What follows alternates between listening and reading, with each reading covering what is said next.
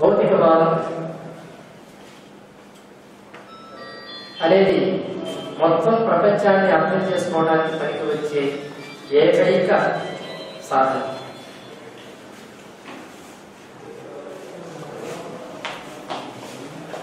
భౌతికవాదం అనేది ప్రపంచాన్ని అర్థం చేసుకోవటానికి ఉన్న అతి ముఖ్యమైన సాధనం, ఏకైక సాధనం. మొత్తం ఈ ప్రపంచంలో రెండు సైన్సులు ఉన్నాయి, రెండు శాస్త్రాలు. ఇక మనం ఏం చెప్పినా సరే అర్థ శాస్త్రాల గురించి చెప్పుకోవాల్సింది, దాని శాఖలుగా ఉన్నటువంటి శాస్త్రాలు చెప్పుకోవాల్సింది. ఒకటి భౌతిక శాస్త్రం, రెండోది జీవశాస్త్రం. నువ్వు విశ్వం గురించి చెప్పు, భూమి గురించి చెప్పు, కొండల గురించి చెప్పు, నదుల గురించి చెప్పు, దేని గురించి చెప్పుకో, భౌతిక శాస్త్రం ఉండాల్సింది. ప్రాణుల గురించి చెప్పేటప్పుడు మాత్రం జీవశాస్త్రం అవసరం. కనుకనే భౌతిక శాస్త్రం అనేది మదర్ ఆఫ్ ఆల్ సైన్సెస్ అనేటువంటి ఒక గౌరవానికి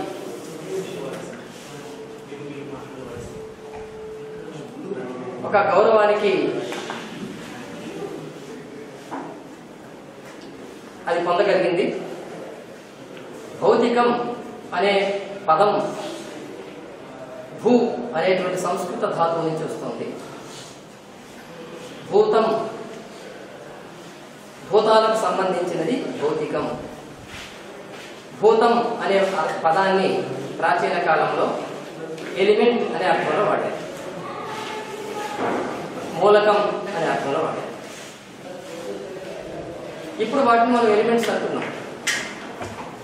ఈ భూతాలతో ఏర్పడినది భౌతికం అన్నారు. ఏమిటా ఎలిమెంట్స్ అన్నప్పుడు 4 ఎలిమెంట్సే ఈ ప్రపంచానికి కారణమని చెప్పారు బౌద్ధులు కానీ, బౌద్ధులకు ముందున్నటువంటి భౌతికవాదులు కానీ. గాలి, నీరు, నిప్పు, నేల, ఈ 4 భూతాలు అన్నారు.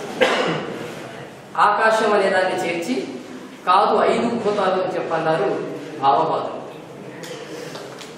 భావవాదులు అంటే భౌతికవాదులకు వ్యతిరేకమైన వాడు. ఆకాశానికి ఒక ఉనికి లేదు,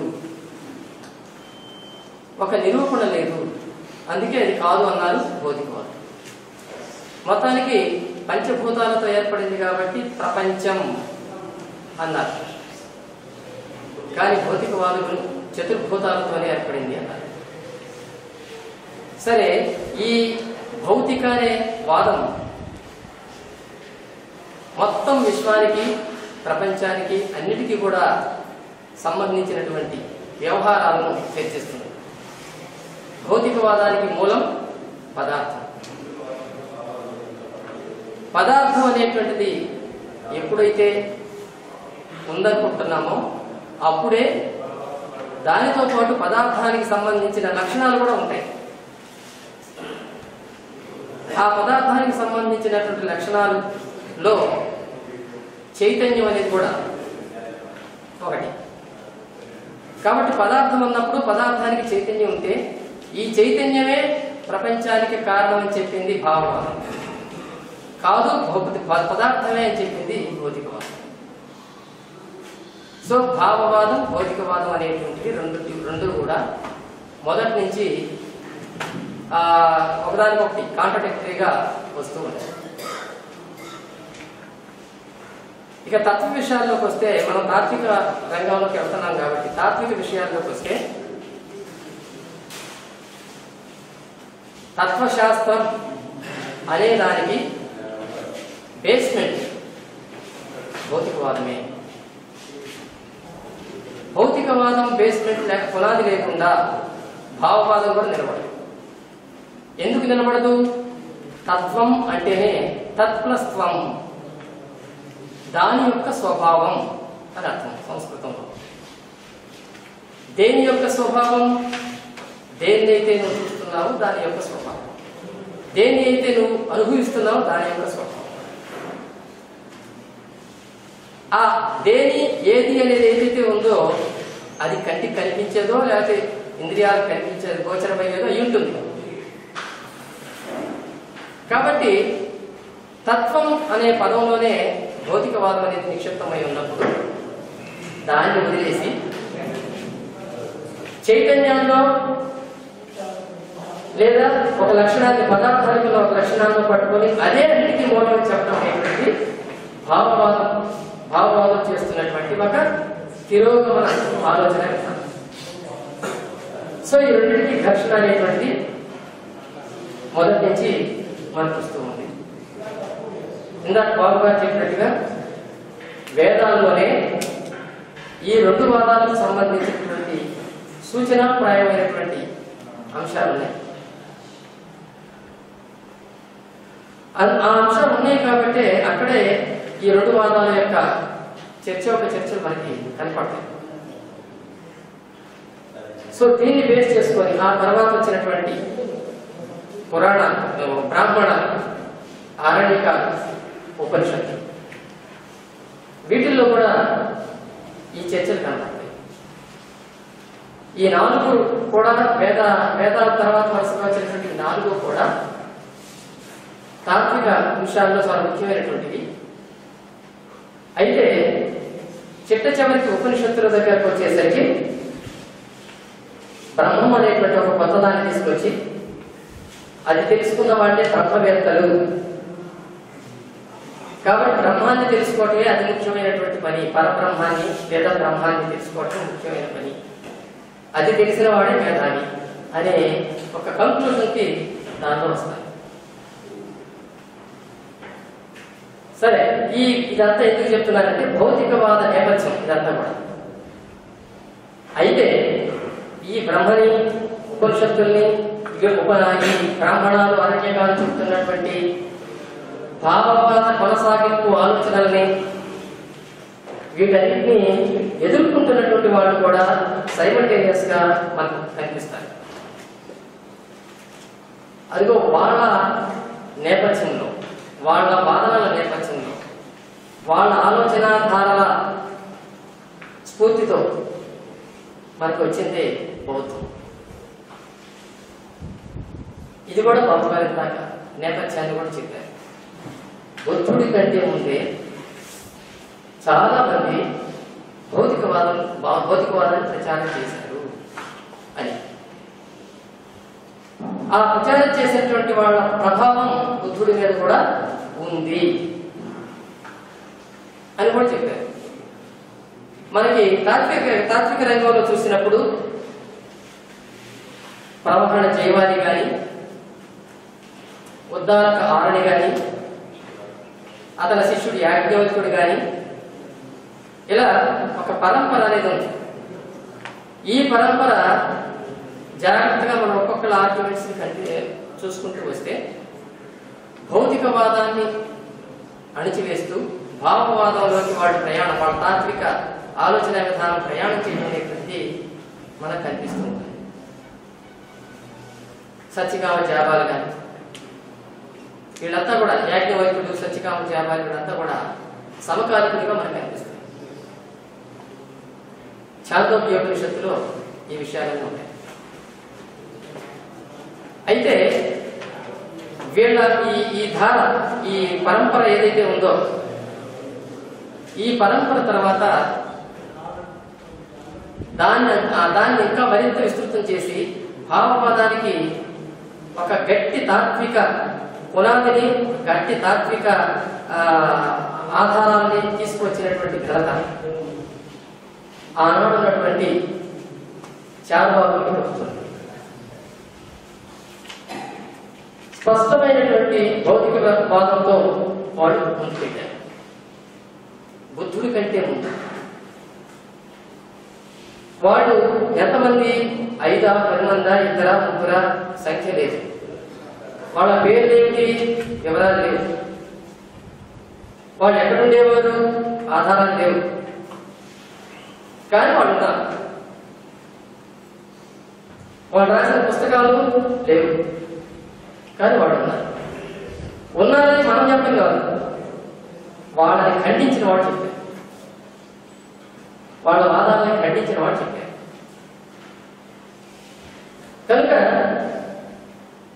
వాళ్ళు ఉన్నారు అనడానికి మనకి పురాణాల్లో కానీ, పద్మపురాణం లాంటి పురాణాల్లో కానీ, ఇందాక బాబుగారు చెప్పినట్టు మహాభారతంలో శాంతి పర్వంలో చార్వాకులకు సంబంధించిన కథ కానీ, రామాయణంలో రాముడితో మాట్లాడినటువంటి జాబాలి వృత్తాంతం కానీ, ఇలాంటివన్నీ కూడా వాళ్ళు ఉన్నారు అనడానికి బలాన్ని చేకూరుస్తాయి. ఇంకా అంతేకాదు చార్వాకుల భావాల్ని పుచ్చుకొని ప్రచారం చేసినటువంటి ఇంకొక బ్యాచ్ ఉంది. వాళ్ళు ఆజీవకులు. ఆ బ్యాచ్ వాళ్ళతో కొంతమంది పేర్లు తెలుస్తున్నాయి మనకి. అశితకేశ కంబట్ బాబు గారు చేశారు. సంజయ్ వేరెడ్డి పుత్ర, ప్రకృత కాత్సాయ, మక్కరి ఘోషాల్, వీళ్ళంతా వీళ్ళని పూర్తిగా చార్వాకులు అని అనలేము, కానీ వాళ్ళ భావాలను పుణికిపుచ్చుకొని ప్రచారం చేసిన వాళ్ళు తార్కిక రంగంలో. వీళ్ళలో కొంతమందిని ఆజీవకులు కూడా అంటున్నారు. ఆజీవకులు అంటే భౌతిక ఆలోచనలు కలిగి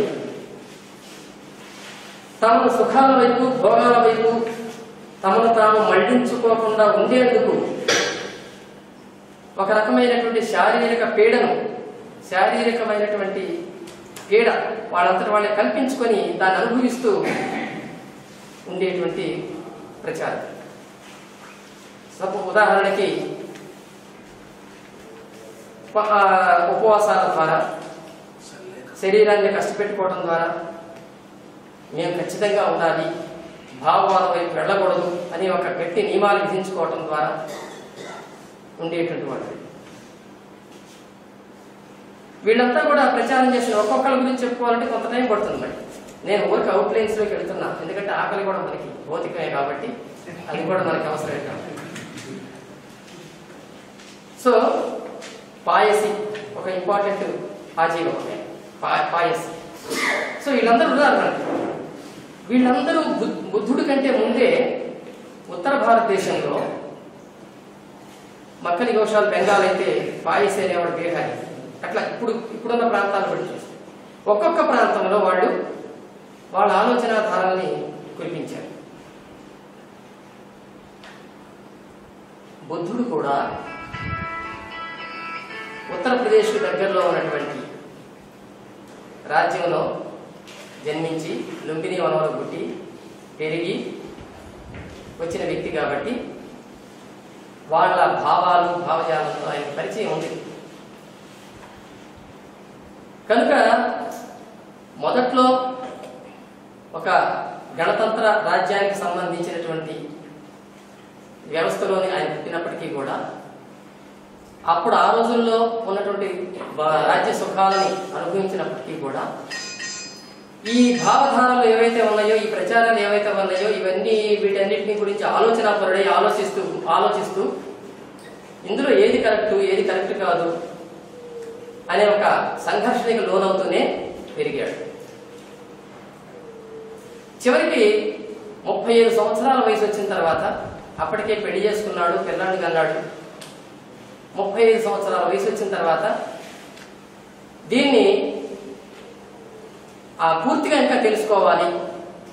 అసలు ఏమిటి వీటి యొక్క ఉద్దేశం? భౌతికవాదమా, భావవాదమా, లేకుంటే చార్వాకులు చెప్పేది కరెక్టా, ఆ ఉపనిషత్తులు అవి చెప్తున్నవి కరెక్టా అనేది ఆ వేదాంతం కరెక్టా, ఇవి కరెక్టా అని ఒక చర్చ, దీనికి లోనై, సంఘర్షణకు లోనై దాన్ని తెలుసుకోవాలన్న ఉద్దేశంతో ఇల్లు విడిచి వెళ్ళిపోతాడు. నేను బ్రీఫ్గానే చెప్తున్నాను, ఇంకా కథలు దానిలో అనేక కథలు ఉంటాయి వేరే. ఆ ఇల్లు విడిచి వెళ్ళిపోయిన తర్వాత ఆ బోధిగయ అని ఇప్పుడు ఏదైతే అంటున్నామో, బోధి వృక్షం కింద కూర్చున్నాడని ఏదైతే అంటున్నామో బీహార్లో బోధిగయ, అక్కడ కొన్ని నెలల పాటు, 6 సంవత్సరాలు కొంతమంది అన్నారు, కొన్ని నెలలే అన్నవాడు అన్నారు, కానీ కొంతకాలం పాటు తపస్సు చేస్తాడు, యోగాభ్యాసాలు చేస్తాడు, ఉపవాసాలు ఉంటాడు. అనేక రకాలుగా ఏవైతే ఆ రోజుల్లో ఇవి చేస్తే నీకు జ్ఞానం వస్తుంది, ఇవి చేస్తే నీకు విషయాలు తెలుస్తాయి అని ఎవరైతే ప్రచారంలో ఉన్నాయో వాటన్నిటినీ అవలంబిస్తారు. చివరికి ఏమీ ఫలితం లేదు, ఏ జ్ఞానం అతనికి రాదు. అప్పుడు ఒక మధ్యవాదానికి ఆయన వస్తాడు, ఒక మిడిల్ పాత్. అక్కడ రెండు అతివాదాలు ఉన్నాయి, రెండు వాదాలు ఉన్నాయి, అతివాదం మితవాదం అని ఆయన ముందు. అతివాదం అంటే ఏమిటంటే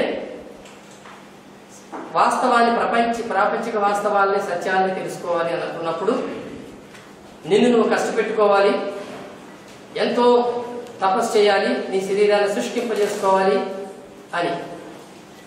మితవాదం ఏంటంటే మనం అన్ని భోగాలు అనుభవిస్తూనే ఇవన్నీ చేయొచ్చు అని. ఈ రెండింటికి సంబంధం లేనటువంటి ఒక మధ్యవాదాన్ని బుద్ధుడు అక్కడ తీసుకురాగలిగాడు. ఇటు సుఖభోగాల్ని పూర్తిగా విసర్జించాల్సిన అవసరం లేదు, మన శరీరాన్ని మనం కాపాడుకుంటూ మన బుద్ధిని వికసింప చేసుకోవచ్చు, మన శరీరాన్ని కష్టపెట్టుకోకుండానే సత్యాన్ని తెలుసుకోవచ్చు అని ఒక మధ్య మార్గాన్ని ఆయన తీసుకున్నాడు. ఎందుకంటే అతనికి అనుభవంలోకి వచ్చింది, తపస్సు చేసినా, ఉపవాసాలున్నా, ఎన్ని యోగాభ్యాసాలు చేసినా సత్యం అయితే బయటకు అతనికి తెలియలేదు. ఇవన్నీ చేసిన తర్వాత తెలుసుకోలేక, జ్ఞానం అనేది పొందలేక, చివరికి ఆహారం తీసుకొని ప్రాణం నిలబెట్టుకున్న తర్వాతనే ఆలోచించడం మొదలుపెట్టాడు. అలా జ్ఞానాన్ని పొందినటువంటి బుద్ధుడు ఆ తర్వాత 45 సంవత్సరాల పాటు తాను కనుక్కున్నటువంటి విషయాన్ని, తాను పొందిన జ్ఞానాన్ని ప్రపంచానికి ప్రచారం చేశాడు. 80వ సంవత్సరంలో తన 80వ ఏట మరణించాడు బుద్ధుడు. 45 సంవత్సరాల ప్రచారం.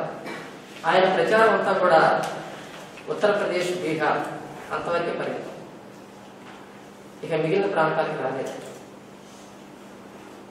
సో ఆ కొద్ది ప్రాంతంలో పర్యటించినప్పటికీ కూడా ఆయన చేసిన బోధనలు కానీ, ఆయన చెప్పిన విషయాలు ఏవైతే శిష్యులకు చెప్పినా, లేకపోతే గ్రామీణులకు చెప్పినా, తను వెళ్ళిన చోట ఉపాసకులకు చెప్పినా, ఏవి చెప్పినా కానీ చాలా గొప్ప విషయాలు ఆయన చెప్పాడు.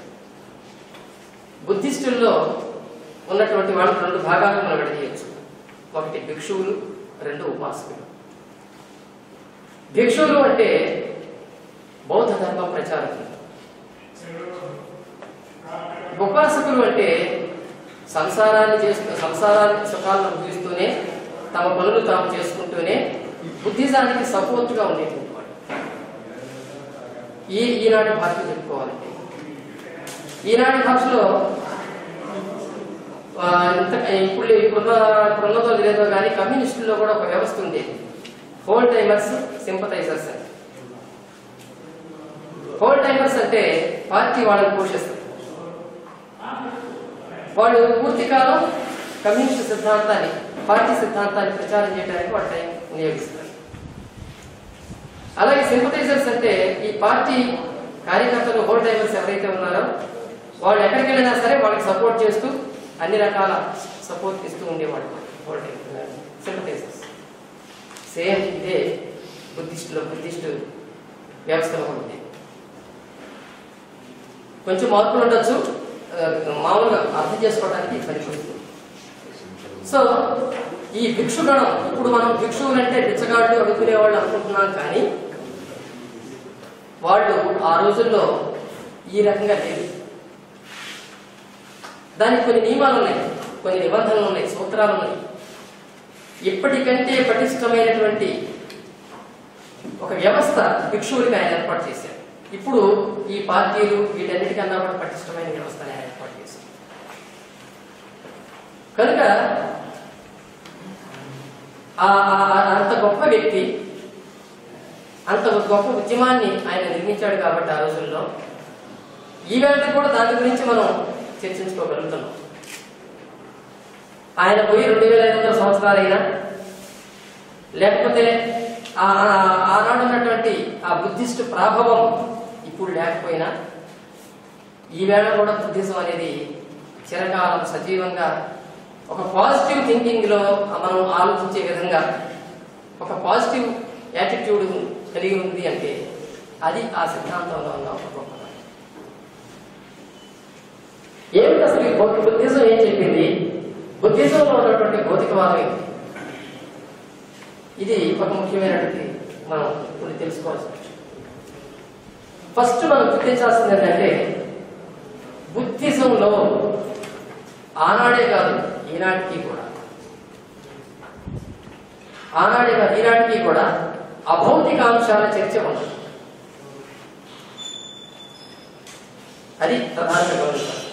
బుద్ధుడు తన బోధనల్లో ఎప్పుడూ కూడా ఈ ప్రపంచంతో సంబంధం లేనటువంటి విషయాల గురించి మాట్లాడేది. సో బుద్ధిజం భౌతికవాదం, పరమాపం పక్కా భౌతికవాదం అంటానికి ఇదే ఆయన సిద్ధాంతంలో ముఖ్యమైనవి ఏంటంటే ఒకటి ఆర్య సత్యాలు, చతురార్య సత్యాలు అంటారు. ప్రతి ఇక్కడ ప్రపంచంలో బ్రతికే మనుషులందరికీ కూడా, జీవులన్నిటికీ కూడా దుఃఖం ఉంది. దుఃఖం అనేదాన్ని ఆయన ఏడుపనే అర్థంలో వాడేది. బాధ లేదా ఒక మానసికపరమైనటువంటి వేదన ఉంది. ఆ దుఃఖానికి ఒక కారణము ఉంది. దుఃఖాన్ని నిరోధించవచ్చు. ఆ నిరోధించడానికి ఒక మార్గం కూడా ఉంది. ఇదిగో ఈ 4 పాయింట్స్ ని ఆర్య సత్యాలని పిలుస్తాం. దుఃఖం ఉంది, దుఃఖానికి కారణం ఉంది, ఆ దుఃఖాన్ని నిరోధించవచ్చు, దానికి ఒక మార్గం కూడా ఉంది. ఇదే బుద్ధిజం మొత్తం మీద కీలకమైనటువంటిది ఏంటంటే 4వ పాయింట్. దుఃఖాన్ని నివారించవచ్చు, నివారించడానికి ఒక మార్గం ఉందని ఏదైతే చెప్పాడో అది చాలా ముఖ్యమైనది. కనుక దుఃఖం అంటే ఏమిటి అనే క్వశ్చన్ వచ్చింది. దుఃఖం అంటే ఏమిటి? మనం భౌతిక పదార్థాల ద్వారా లేదా భౌతిక అంశాల ద్వారా మన మనస్సులో పొందేటువంటి ఒక భావన, ఒక స్థితి. దాన్ని కూడా ఆయన ఉపాదాన స్కంధాలని చెప్పాడు. ఒక 5 ఉపాదాన స్కంధాలు ఉన్నాయన్నమాట. అంటే దుఃఖం అనేది 5 సహస్కంధాలు. స్కంధాలంటే విభాగాలు. 5 ద్వారా దుఃఖం అనేది మనకి వ్యక్తం అవుతూ ఉంటుంది. రూపం, వేదన, సంజ్ఞ,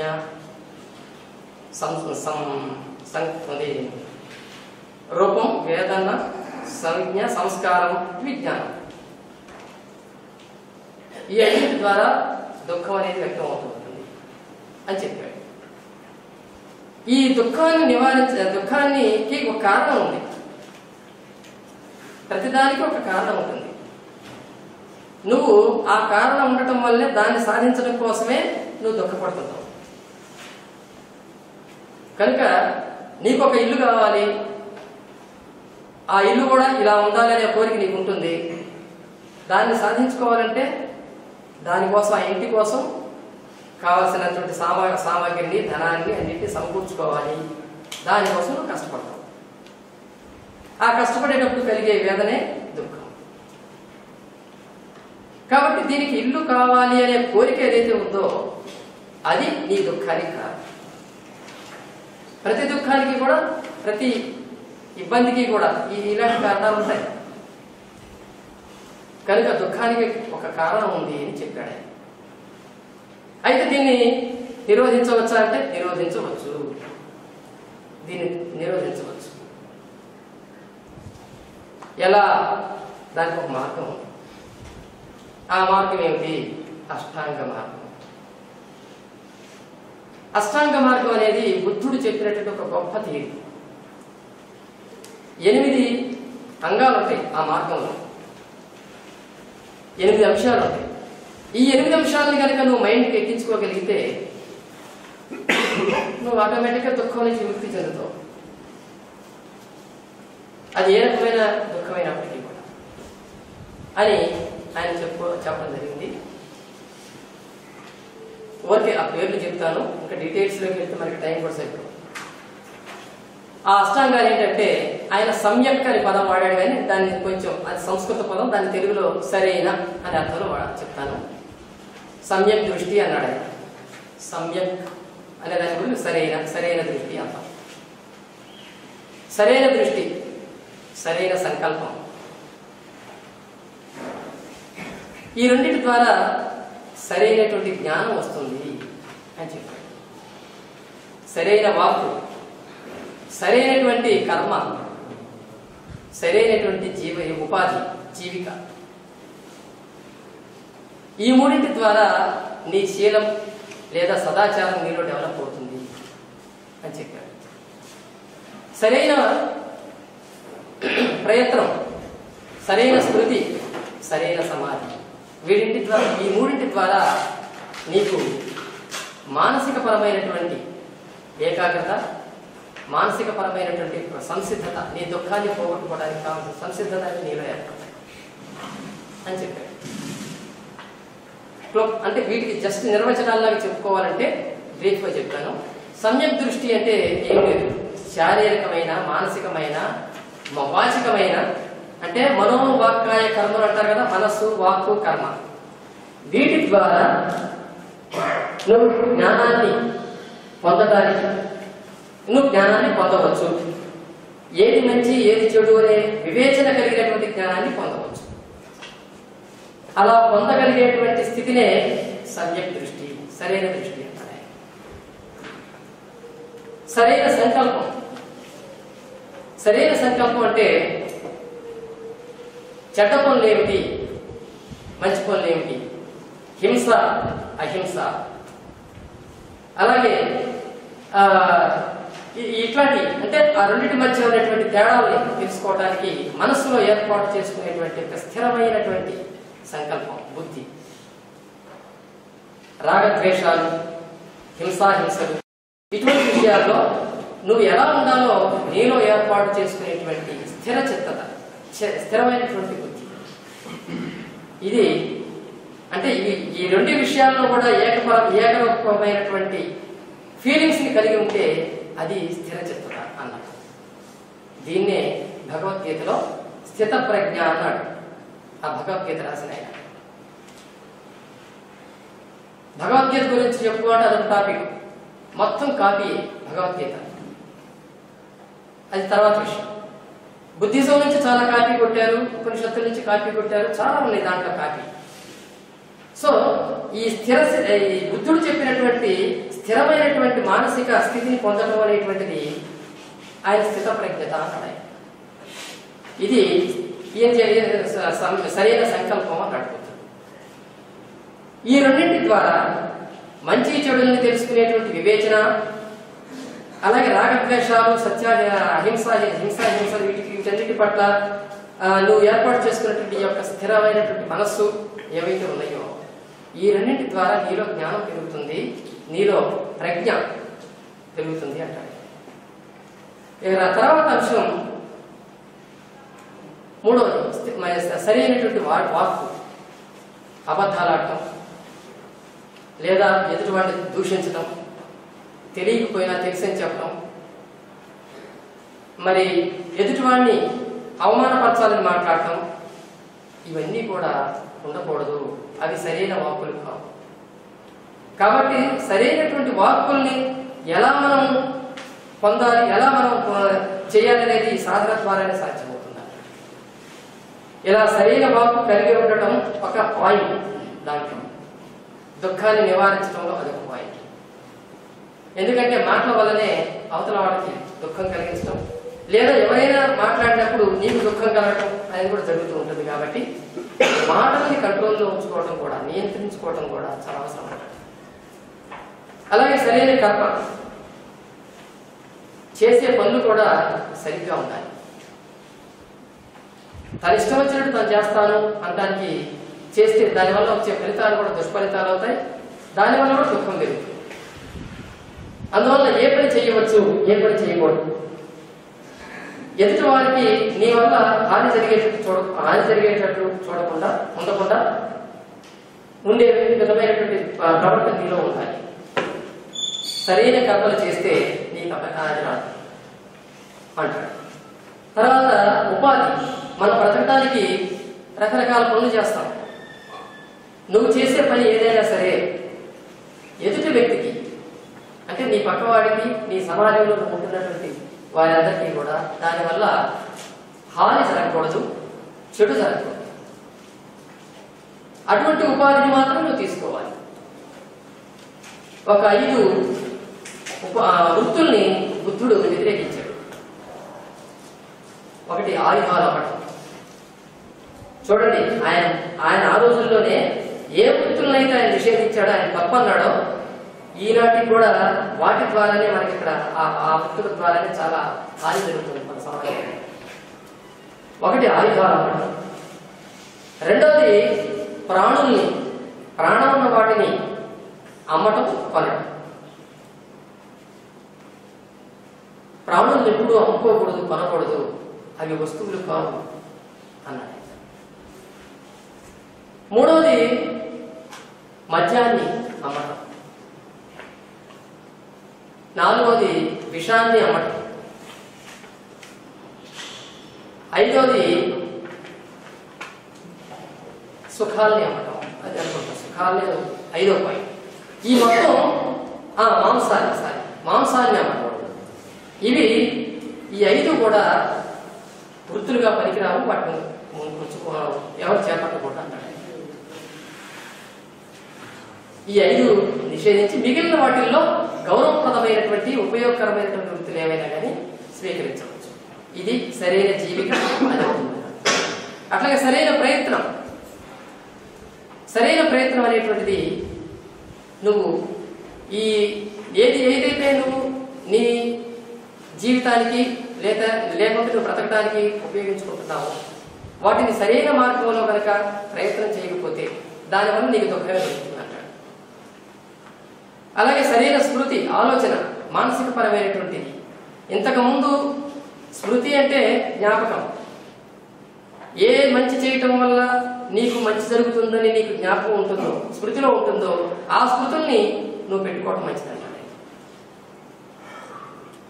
అదేవిధంగా లాస్ట్ది సమాధి. సమాధి అంటే ఏకాగ్రత. అంతేగాని చనిపోయినప్పుడు ఉండేటువంటి సమాధులు కావు. మానసిక పరమైన ఏకాగ్రత చాలా ముఖ్యం అంటాడు. ఏ అంశం, ఏ పని చేస్తున్నా, ఏది వింటున్నా, ఏది చేస్తున్నా, రాస్తున్నా, ఏది చేస్తున్నా సరే మానసిక ఏకాగ్రత చాలా ముఖ్యం అంటాడు. ఇదిగో దీని నుంచే ఆ విపస్సన ధ్యానం అనేది తర్వాత ధ్యానం. సో ఈ అష్టాంగ మార్గం అనేది కనుక మనం పాటించినట్లయితే, దాన్ని అడాప్ట్ చేసుకున్నట్లయితే దుఃఖాన్ని నిరోధించవచ్చు అని చెప్తారు. ఇది మొత్తం బుద్ధిజానికి ఒక మంచి పేరు తీసుకొచ్చింది. ఆ తర్వాత హిందువులు కూడా వాటిల్లో ఉన్న అంశాలను చాలా అడాప్ట్ చేసుకున్నారు. వాళ్ళు వేరే పేర్లు పెట్టుకున్నారు వాటికి. కాబట్టి మిగిలిన వాళ్ళకు కూడా ఒక ఆదర్శప్రాయమైనటువంటి ఎజెండాగా మారింది ఈ అష్టాంగ మార్గం. ఇంకా దీంట్లో బుద్ధిజంలో ఇంకొక ముఖ్యమైన అంశం ఏంటంటే ప్రతీత్య సముత్పాదవాదం అనేదాన్ని గుర్తుకు చెప్పాడు. ఇవన్నీ భౌతికాంశాలే ఇప్పుడు మనం చెప్పుకుంటూ వస్తున్నాయి. ప్రతీత్య సముత్పాదవాదం, ఇప్పుడు మనం పరిణామవాదం అంటున్నాం చూసారా, evolutionary theory, Darwin evolutionary theory. ఆయన ప్రాణులు ఎలా పరిణామం చెందుతూ వచ్చాయి అనే దానికి చెప్పాడు డార్విన్. బుద్ధుడు ఆ రోజుల్లోనే ఈ ప్రతీత్య సముత్పాదాన్ని చెప్పాడు. ప్రతిదీ మారుతూ ఉంటుంది. ఈ మారటానికి ఒక హేతువు, ఒక కారణం ఉంటుంది. ఆ హేతువు, కారణం అనే పదాలను తప్పించి ఆయన ప్రత్యయం అని పేరు పెట్టాడు దాన్ని. కాబట్టి ప్రత్యయం కారణంగా ప్రతిదీ మారుతూ ఉంటుంది. ఎప్పటికప్పుడు ఉత్పత్తి అనేది జరుగుతూ ఉంటుంది. సముత్పాదకం అంటే ప్రతీత్య సముత్పాదం అంటే ఆ సముత్పాదం అనేది జరుగుతూ ఉంటుంది అంటాడు. ఒక క్షణం క్రితం ఉన్నటువంటిది మరుక్షణం ఉండదు. ఆ క్షణం క్రితం ఉన్నది నశించి దానిలో నుంచి మరొకటి వస్తుంది. మరొకటి వచ్చింది అని అంటే ఆ ముందున్నది నశించింది.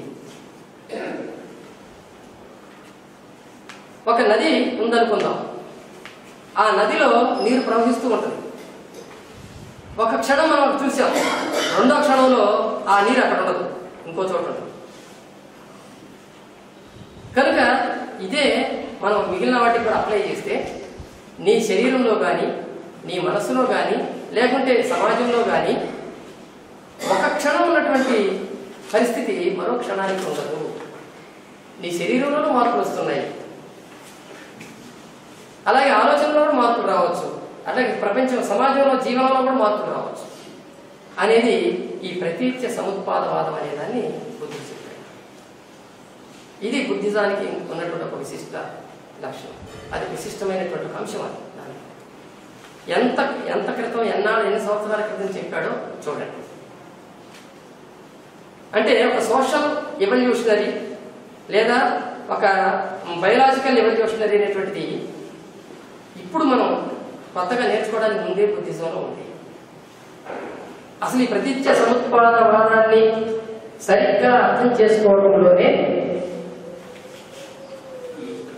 తర్వాత వచ్చినటువంటి వాళ్ళు కొత్త వాదాలకి కొత్త శాఖలు ఏర్పడటానికి కూడా కారణమయ్యారు.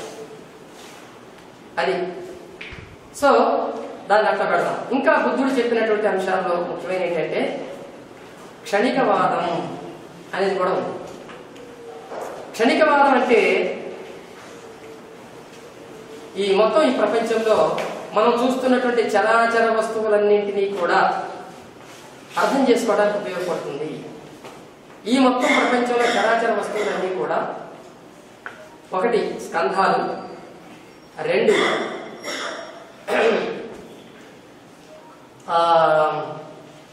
ఆ స్కంధాలు, తర్వాత ఇవి విజ్ఞానం, ధాతువులు, తర్వాత మూడో అంశం ఉంది. ఈ మూడింటి ద్వారా ఏర్పడుతుంది అంటాడు. మొత్తం 18. ఈ మూడింటిలో నుంచి వచ్చినటువంటివి 18. చంద్రశేఖర్ గారు మీకు గుర్తున్నది క్షణికవాదంలో ఉన్న 3 పాయింట్స్. చంద్రశేఖర్ గారు ఓకే.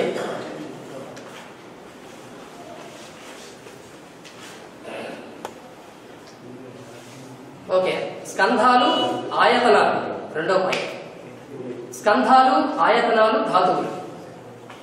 స్కంధాలు అంటే ఇందాక చెప్పుకున్నాం మనం, రూపం, వేదన, సంజ్ఞ, సంస్కారం, విజ్ఞానం అని. ఆయతనాలు అంటే ఇంద్రియాలు. ఇంద్రియాలు అనే వాటికి అందరూ చెప్పేది పంచేంద్రియాలని చెప్తారు. బుద్ధిజంలో ఉన్నటువంటి ఒక చిన్న యాడింగ్ ఏంటంటే 6 ఇంద్రియాలని చెప్తాడు. అందులో మనస్సును చేరుస్తాడు. మామూలుగా మనం అనుకునేవి కళ్ళు, ముక్కు, చెవి, నాలుక, చర్మం ఇవన్నీ కదా. ఈ 5 ఇంద్రియాలు కాకుండా మనస్సు అనేది అదనంగా చేరుస్తాడు. వీటి యొక్క గుణాలు ఏవైతే ఉన్నాయో, వాసన చూడటం, రుచి చూడటం, వినటం, అలాగే స్పర్శ జ్ఞానం, ఇవేవైతే ఉన్నాయో మనస్సుకి ధర్మం అనేది ఒక లక్షణంగా చెప్తాడు. సో ఆ 6 ఏది ఆయతనాలు అంటే ఇంద్రియాలు 6, ఆ ఇంద్రియ లక్షణాలు 6, వీటన్నింటికీ కూడా విజ్ఞానం అనేది తోడవుతుంది అంటాడు. అంటే ఇప్పుడు కళ్ళు ఉన్నాయి అనుకోండి, కళ్ళకు సంబంధించిన విజ్ఞానాన్ని చక్షు విజ్ఞానం అనొచ్చు, శ్రోత్రు విజ్ఞానం వినికిడికి సంబంధించిన విజ్ఞానం. ఇట్లా 6 ఇంద్రియాలు, 6 ఇంద్రియ లక్షణాలు, 6 విజ్ఞానాలు, ఈ మొత్తం కలిపితే 18. ఈ 18 ద్వారానే మనం ప్రపంచాన్ని, మొత్తం ప్రపంచంలో ఉన్న అన్నిటినీ అర్థం చేసుకోగలం అని చెప్తాడు. దీన్ని క్షణికవాదం అని పిలిచాడు. ఇక బుద్ధుడు చెప్పిన మరొక అంశం అనాత్మవాదం. అనాత్మవాదం అంటే ఆత్మని అంగీకరించకపోవటం. ఈవేళ కూడా మనం ఆ వాదాన్ని ఒప్పుకోలేకపోతున్నాం. ఈవేళ కూడా ఆత్మలు, పరలోకాలు, దయ్యాలు, భూతాలు, సీరియళ్ళు, సినిమాలు వస్తూనే ఉన్నాయి. ఎప్పుడో 2500 సంవత్సరాల క్రిందట బుద్ధుడు ఆత్మ అనేది లేదు అని క్లియర్ కట్ గా చెప్పాడు. శరీరం నశించిపోయింది అంటే శరీరం అంతటితో పోయినట్టే. కనుక శరీరంలో ప్రతి పార్టు శరీరంలో భాగమే. నశించిపోయిందంటే ప్రతిదీ నశించిపోద్ది. ఇంకా ఆత్మ అనేది ఒకటి ఉంటుంది, అది వేరు రూపం ధరిస్తుంది అనేటువంటి వాదన ఏదైతే ఉందో అది తప్పు అంటాడు. సో అనాత్మవాదాన్ని ఆయన ప్రచారం చేశారు. నిరీశ్వరవాదం ఇందాక చెప్పుకున్నాం కదా, మా బాబు గారు కూడా చెప్పారు. నాస్తికవాదం అంటే దైవాన్ని, దైవం విషయం దగ్గరకు వచ్చేసరికి దేవుడు ఉన్నాడా లేడా అని అతని శిష్యులు ప్రశ్నిస్తే ఈ ప్రశ్న ఒక అనవసరమైన ప్రశ్న, మన జీవితానికి ఇది అనవసరమైన ప్రశ్న అని దాన్ని తప్పించేస్తాడు.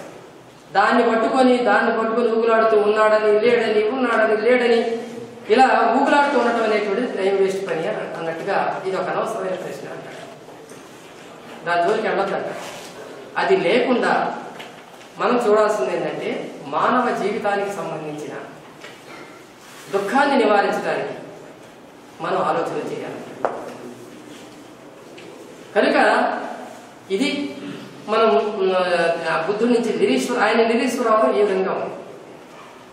సో ఈ అన్ని అంశాలతోనూ బుద్ధిజం అనేటువంటిది ఒక ముఖ్యమైనటువంటి తాత్విక దర్శనంగా ఆ రోజుల్లో తెలిసింది. అయితే ఈ బుద్ధిస్టు ఈ మొత్తం ఇంకా చాలా ఉంది, బుద్ధిజం గురించి చెప్పుకోవాలంటే చాలా ఉంటుంది, కానీ ముఖ్యమైన అంశాలు మాత్రమే నేను మీ ముందు తీసుకొచ్చాను.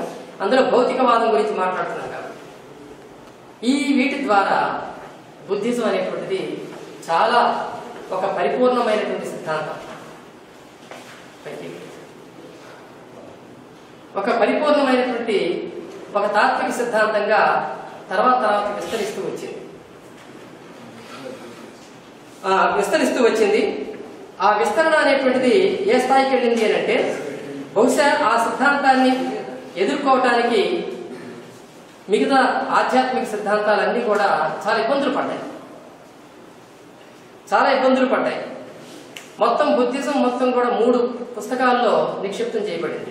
త్రిపిటకాలు అంటారు వాటిని. ఆ వినయ పిటకం, సూత్త పిటకం, దమ్మ పిటకం అనేటువంటి ఈ 3 పిటకాల్లోనే బౌద్ధ సాహిత్యం ఉంది. ఈ బుద్ధిజం చేసినటువంటి ఈ మొత్తం ఏదైతే సిద్ధాంతం ఏదైతే ఉందో ఆయన చెప్పింది ఏదైతే ఉందో అది తర్వాత విస్తరిస్తూ వచ్చింది. బుద్ధుల్లో ఉన్నటువంటి ఒక మంచి సుగుణాలని, కొన్ని మంచి సుగుణాలను ఇందాక బాబు గారు కూడా ప్రస్తావించారు. విలువల సిద్ధాంతం బుద్ధుడు చెప్పినటువంటిది. విలువలు అనేటువంటివి ఆధ్యాత్మికవాదులకు వేరుగా ఉంటాయి, భౌతికవాదులకు వేరుగా ఉంటాయి. ఆధ్యాత్మికుల లక్ష్యం ఎప్పుడూ కూడా మోక్షం, స్వర్గం పొందటం లేదా మోక్షం పొందటం. అందువల్ల జీవితానికి వాళ్ళు ఏర్పాటు చేసుకునే విలువలన్నీ కూడా వాటిని ఆ లక్ష్యం చేరడానికి అనుకూలంగా ఉంటాయి.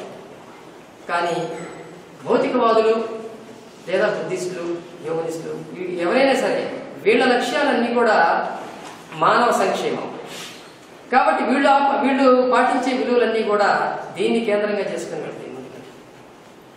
బుద్ధుడు కూడా హ్యూమనిస్ట్ కాబట్టి ఆయన ప్రబోధించిన విలువలన్నీ కూడా మానవీయ విలువలే అనేటువంటిది మనం గమనించాలి.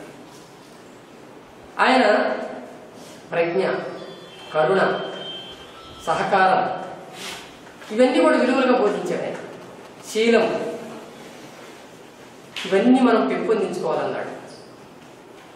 ఇవి పెంపొందించుకుంటే మన సమాజంలో దానికి వ్యతిరేకంగా ఉండేటువంటి విలువలు ఏవైతే ఉన్నాయో, హింస లాంటివి ఏవైతే ఉన్నాయో అవన్నీ పోతాయి. ప్రతి ఒక్కడు సరైన ఆలోచన చేస్తాడు. ఏది అవసరం ఏది అనవసరం అనే వివేచనని, విచక్షణని కలిగి ఉంటాడు. అందువల్ల వాటిని బోధించాడు.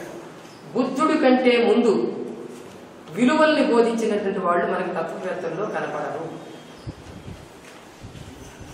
ఇది మనం బాగా గుర్తుంచుకోవాల్సింది. అటు ఆధ్యాత్మిక తత్వవేత్తల్లో కానీ చార్వాకులు వీళ్ళల్లో కానీ కనపడరు. ముందే చెప్పుకున్నాం, చార్వాకుల యొక్క పుస్తకాలు కానీ ఆ వ్యక్తుల యొక్క కాలాలు, చరిత్రలు కానీ లేవని. కాబట్టి అవి లేవు కాబట్టి మనకు వాటి గురించి పూర్తిగా తెలియదు. కాబట్టి మనం బుద్ధుడిని మనం ప్రథమంగా చెప్పుకుంటున్నాం కదా. ఒక రిటర్న్ డాక్యుమెంట్స్ ఉన్నటువంటి ఒక వ్యవస్థ ఏర్పాటు చేసినటువంటి విషయాలు బుద్ధుడిలోనే ఉన్నాయి కాబట్టి అది చెప్పుకుంటున్నాం. సో ఈనాడు ప్రజాస్వామిక విలువలు అనేవి ఏవైతే మనం చెప్పుకుంటున్నామో, స్వేచ్ఛ, సమానత్వం, సోదరత్వం అనే విలువలు ఏవైతే చెప్పుకుంటున్నామో, ఆనాడు బుద్ధుడు తన భిక్షు సంఘంలో వాటిని అమలుపరిచాడు. తన భిక్షు సంఘంలో అది వినయ పిటకాన్ని మనం స్టడీ చేస్తే ఆ విషయాలు క్లియర్గా తెలుస్తాయి. స్వేచ్ఛ అనేది మనిషికి చాలా ముఖ్యమైనటువంటి విలువ. ఆ ముఖ్యమైనటువంటి విలువ నీతికి దారితీస్తుంది. భౌతికవాదులు అందరూ చెప్పేది కూడా అదే. మనకి బ్రెయిన్ ఉంది, ఆలోచన విధానం అనేది ఒకటి ఉన్నది మనకి. అది హేతువుతో కూడుకొని ఉన్నప్పుడు, అంటే హేతువాదంతో కూడుకొని ఉన్నప్పుడు, ఆ హేతువాద దృష్టి ద్వారా దేన్నైనా తెలుసుకుంటున్నప్పుడు దానిలో నుంచి జ్ఞానం అనేది వస్తుంది. ఆ జ్ఞానం ద్వారా సత్యం అనేది ఏమిటో కనిపెట్టడానికి మనకు సాధ్యమవుతుంది. ఆ సత్యం ద్వారా ఆ సత్యాన్ని కనిపెట్టడానికి అనేది స్వేచ్ఛ అనేది అవసరం. ఆ స్వేచ్ఛ అనే విలువ ద్వారానే మనం ఒక నీతిని ఏర్పాటు చేసుకోగలుగుతాము. కాబట్టి హేతు జ్ఞానం, హేతుత్వం, జ్ఞానం, సత్యం, స్వేచ్ఛ, నీతి, ఈ 5 కూడా మానవ వికాసానికి లేదా సమాజ వికాసానికి చాలా మూల అంశాలుగా ఉంటాయి, మౌలిక అంశాలుగా ఉంటాయి అనేటువంటిది బుద్ధిజం ద్వారా మనం తెలుసుకోగలుగుతాం. ఆయనకు ప్రబోధించినటువంటి విలువల్లో కూడా ఇవే ఉంటాయి ఎప్పుడు కూడా. అందువల్ల ఆయన విలువల సిద్ధాంతం అనేటువంటిది మనకి, అంటే ప్రపంచానికి ఇచ్చినటువంటి ఒక గొప్ప సిద్ధాంతం. తర్వాత ఇందాక బాబు గారు కూడా చెప్పారు, మహిళల విషయంలో కూడా బుద్ధుడు చూపించినంత ప్రజాస్వామికత అంతకుముందు ఎవరు చూపించారు? ప్రజాస్వామికత అని అంటే మొట్టమొదట భిక్షు సంఘంలోకి మహిళల్ని వ్యతిరేకించిన మాట వాస్తవమే కాదంటున్నాయి. మహిళా భిక్షువుల్ని అనుమతించలేదు ఆయన. కానీ ఆనందుడు లాంటి శిష్యులు మహిళల్ని మనం ఎందుకు తీసుకోకూడదు అనే చర్చ పెట్టినప్పుడు కూడా ఆయన ఇష్టం లేకపోయినా అనుమతిస్తాడు. తర్వాత ఎందుకు ఇష్టం లేదు అని అంటే రాగల పరిణామాలను మరి ఊహించాడో, లేకపోతే వాడు అనటం వల్ల ఏవైతే మనం బుద్ధిస్టు నియమాలను అనుకుంటున్నామో, పంచశీల అనేది ఏదైతే అనుకుంటున్నామో ఆ పంచశీల నియమాలు తప్పుతాయనో ఏమన్నా ఫీల్ అయ్యాడా అనేటువంటి దాని మీద తర్వాత డిస్కషన్ ఉంది. అంటే ఆయన తర్వాత వచ్చిన వాడు డిస్కస్ చేశాడు. మొత్తానికి అనుమతించలేదు, కానీ తర్వాత లాస్ట్ లో అనుమతిస్తాడు. మహిళా భిక్షుక సంఘాలను ఏర్పాటు చేసుకుంటారు. అలా ఏర్పాటు చేసిన తర్వాతనే అతని తల్లి గౌతమి గాని వీళ్ళందరూ దానిలోకి వస్తారు. కనుక అయితే మహిళల విషయంలో అనేక సందర్భాల్లో బుద్ధుడు చెప్పిన మాటల్ని, ఆయన చేసిన ప్రబోధాలను విన్నట్లయితే బహుశా ఆయనకున్నంత ఒక మంచి ఆలోచన విధానం, వాళ్ళ పట్ల ఉన్నటువంటి ఒక గౌరవప్రదమైనటువంటి ఆలోచన ఆ తర్వాత ఇప్పటికి కూడా దాదాపు చాలా మందిలో లేదు అనుకోవచ్చు. కనుక చాలా అవన్నీ కూడా మనం బుద్ధిస్ట్ సాహిత్యం చదవడం ద్వారా తెలుసుకుంటాం. ఆ కథలు చాలా ఉన్నాయి, అవన్నీ దానిలో వస్తాయి. కాబట్టి మహిళల పట్ల కూడా ఒక సరైనటువంటి దృక్పథాన్ని వెలువరించినటువంటి ఒక తొలి వ్యక్తిగా, తొలి తాత్వికుడిగా మనం బుద్ధుని చెప్పుకోవచ్చు. తర్వాత ఆర్థిక విధానం, రాజనీతి విధానాల్లో కూడా ఆయన చూపించినటువంటి దృష్టి చాలా ప్రజాస్వామికమైనది. ఇక్కడ మనకి కమ్యూనిస్టు తత్వవేత్తలు చాలా మంది బుద్ధిజాన్ని గురించి రాశారు. వాళ్ళందరూ చేసినటువంటి ఒక ప్రధానమైనటువంటి ఇదేంటంటే థియరీ ఏంటంటే, బుద్ధుడు ఆ రోజుల్లో వ్యాపార వర్గాలకి, రాజరికానికి తోడ్పడేటువంటి విధంగా ఆయన సిద్ధాంతాన్ని బోధించాడు అని.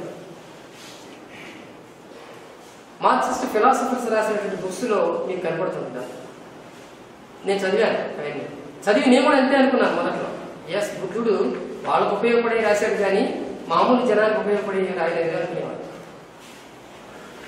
కానీ తర్వాత మనం చూసుకుంటూ వస్తుంటే, ఆయన మొత్తం సాహిత్యం చదువుకుంటూ వెళ్తున్నప్పుడు ఆయన విశాలమైనటువంటి దృష్టితో ఆలోచించాడు. ఆయన ఆర్థిక విధానం, ఆయన చెప్పినటువంటి ఆర్థిక విధానంలో వేస్టేజ్ అనేది అసలు లేదు. మనం ఏ వస్తువులు కొన్నా సరే ఆ వస్తువుల్ని వినియోగించుకోవటం అనేటువంటి దానిలో ఆయన చెప్పినటువంటి సూత్రాలు ఏవైతే ఉన్నాయో చాలా ముఖ్యమైనటువంటి. ఈవేళ మనం కన్స్యూమరిజంతో మన కళ్ళ ముందు ఏమేమి జరుగుతున్నాయో చూస్తున్నాం. ఒక టీవీలో అడ్వర్టైజ్మెంట్ వస్తే వాటిని కొనడానికి ఎప్పుడు కొందామా, ఎప్పుడు షాపింగ్కి వెళ్దామా అని ఉర్రూతులుగేటువంటి జనం మన కళ్ళ ముందు ఉన్నారు. ఏ వారంలో అయినా షాపింగ్ చేయకపోతే ఏమి తోచనట్టుగా ప్రవర్తించేవాడు ఉన్నారు మన కళ్ళ ముందు. కానీ బుద్ధుడు ఆ రోజు చెప్పినటువంటిది ఒక పొదుపుకు సంబంధించినటువంటి అంశాలు. ఒక వస్తువు మనం కొంటే ఆ వస్తువు దాని పని చేయటం ఆగిపోయిన తర్వాత అయినా సరే ఇంకా దేనికి దాన్ని వాడవచ్చు పరిశీలించమంటాడు. దానికి ఒక చిన్న స్టోరీ కూడా ఉంది. ఆనందుడు అనేటువంటి ఒక బుద్ధుడి శిష్యుడు ఆనందుడు, ఆయన దగ్గరికి ఒక భిక్షువు వస్తాడు. అయ్యా, నేను కట్టుకునేటువంటి బట్ట చినిగిపోయింది, నాకు ఇంకొక వస్త్రం కావాలి అని వస్తాడు. వస్తే నువ్వేం చేశావు, ఆ వస్త్రాన్ని ఎన్ని సంవత్సరాల నుంచి వాడావు అంటాడు. 3 సంవత్సరాల నుంచి వాడాను అంటాడు. మరి చినిగిపోయింది అంటున్నావు కదా, చినిగిపోయిన దాన్ని కూడా ఇప్పుడు వాడుతున్నావా అంటాడు. లేదు, వాడలేదు, అందుకే అడుగుతున్నాను అంటాడు.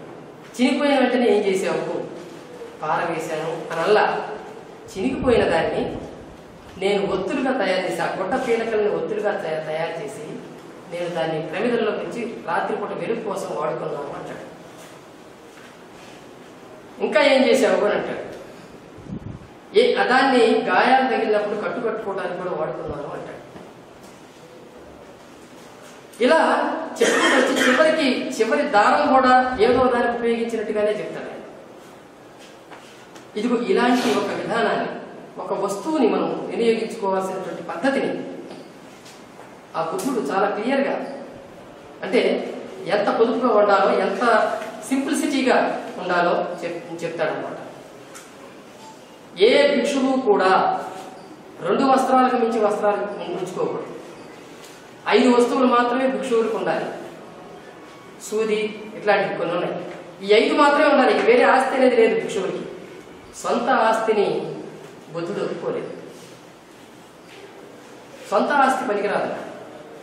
కాబట్టి సమాజాన్ని చైతన్యపరచాలి అనుకున్నప్పుడు సొంత ఆస్తుల మీద మోజు పెరిగితే నువ్వు ఆ పని చేయలేవు అనేటువంటిది ఆయన పెట్టుకున్నటువంటి ఒక నియమం.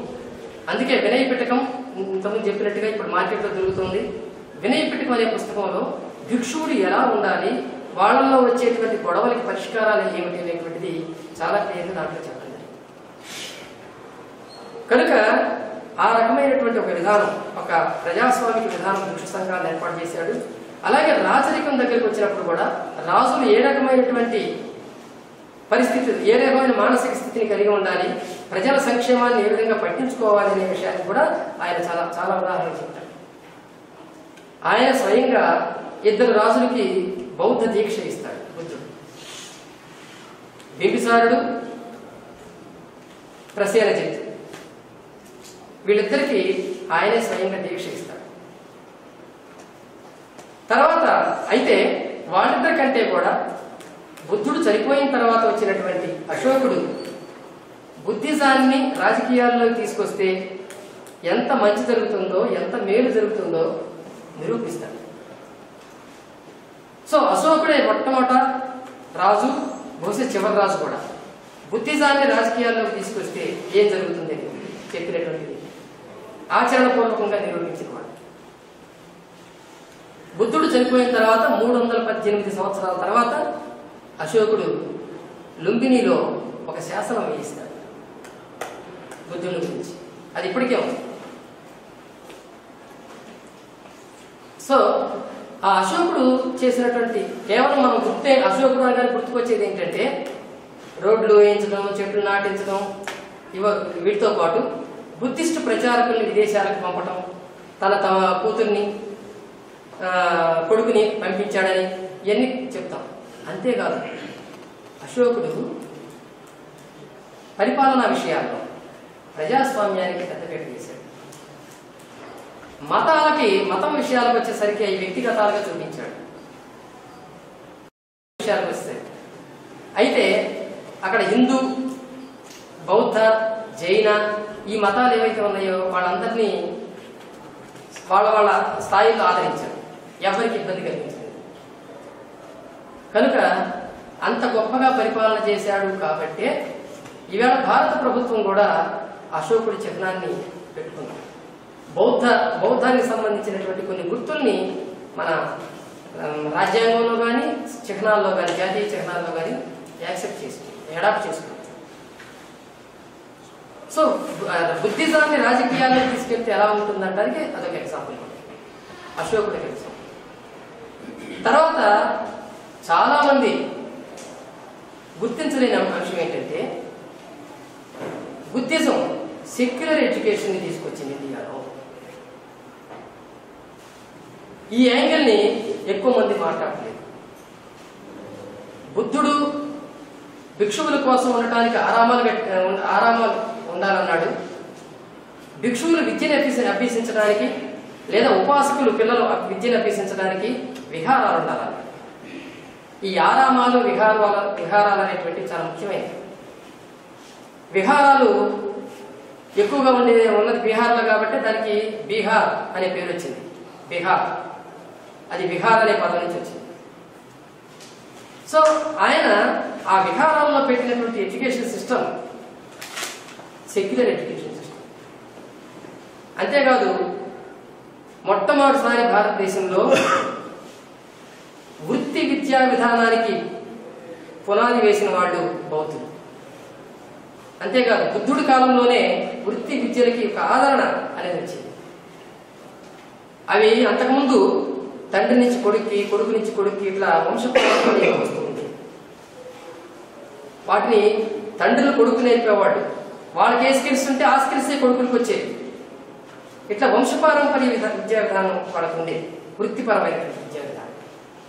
అలా కాదు, దీనికి కూడా గురువులు ఉండాలి. ఆ గురువుల దగ్గర కూడా అందరు శిష్యులు వచ్చి నేర్చుకోవాలి. కులమతాలతో సంబంధం లేకుండా వచ్చి నేర్చుకోవాలి అనేటువంటి దాన్ని తీసుకొచ్చిన వాళ్ళు బౌద్ధులు. 18 రకాల వృత్తి విద్యల్ని వాళ్ళ విద్యా విధానంలో పెట్టారు. అంతకుముందు విద్యా విధానం అంటే బుద్ధుడు రాకముందు విద్యా విధానం అంటే గురుకుల విద్యా విధానం. ఒక గురువు గారు ఎక్కడో ఊరికి దూరంగా, రాజధానికి దూరంగా, రాజుగారు ఉండేటువంటి రాజధానికి దూరంగా అడవుల్లో కానీ తోటల్లో కానీ కుటీరాలు నిర్మించుకొని ఆయన దగ్గరికి శిష్యుల్ని తెచ్చుకొని వాళ్ళకి కావాల్సినవి కాదు, తనకు తెలిసినటువంటివి నేర్పుతూ ఉండేవాడు. ఆ తెలిసిన విషయాలు ఏమిటి? ఆ రోజుల్లో విద్య అంటే ఏమిటంటే వేదాలు, వేదాంగాలు, వేదాంతాలు, దర్శనాలు, ఇవన్నీ చెప్పడమే. కనుక ఇవి చెప్తే ఆ 14 రకాల విద్యలు, చతుర్దశ విద్యలు అంటారు వాటిని. ఆ చతుర్దశ విద్యలన్నీ కూడా సంస్కృత మంత్రాలతో, సంస్కృత శ్లోకాలతో ఉండేవి. అందులో ఏ ఒక్కదానికి కూడా అప్లికబిలిటీ లేదు. ఏ ఒక్కటి కూడా చేతి వృత్తులకు సంబంధించింది లేదు. కేవలం నోటి ద్వారా వల్లి వేయటం, మంత్రాలు చదవటం దానికి సంబంధించింది.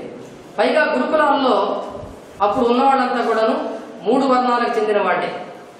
ఎందుకంటే విద్యా హక్కు వాళ్ళకే ఉంది కాబట్టి, చదువుకునే హక్కు వాళ్ళే రిజర్వ్ చేసుకున్నారు కాబట్టి బ్రాహ్మణులు, క్షత్రియులు, వైశ్యులు ఈ 3 వర్ణాల వారికే చదువుకునే హక్కు ఉంది. వాళ్ళు దాన్ని రిజర్వ్ చేసుకున్నారు. రిజర్వేషన్స్ ఆర్జీలు అగ్రకులాల వాళ్ళు. ఆపాలా మరి అంటున్నారు? ఓకే. సో ఈ రకమైనటువంటి విద్యా వ్యవస్థ ఉన్న కాలంలో దాన్ని తప్పని చెప్పి అది కరెక్ట్ కాదు, మిగిలిన జనాల సంఖ్య ఆలోచించిన వాళ్ళు బౌద్ధులే. సో వాటిని చెప్పుకోవడంతో పాటు అవి వాళ్ళు కాదనలేదు, వాటిని వాళ్ళు తిరస్కరించలేదు. వాటితో పాటు మిగిలిన జనం ఎవరైతే ఉన్నారో వాళ్ళందరినీ కూడా వాళ్ళకు కూడా చదువు ఉండాలి, వాళ్ళకు కూడా విద్యలు ఉండాలి అని చెప్పి 18 రకాల వృత్తి విద్యలను తీసుకుని తన విద్యాలయాలను ఏర్పాటు చేసినటువంటి వాడు. కనుక ఈ వీటికి సంబంధించినటువంటి నలంద విద్యాలయం తీసుకున్న, విశ్వవిద్యాలయం, తక్షశిల తీసుకున్నా, లేదు మన నాగార్జున సాగర్ దగ్గర నాగార్జున ఏర్పాటు చేసినటువంటి విద్యాలయం తీసుకున్నా, ఆ రోజుల్లో ఇవన్నీ అమలయ్యి.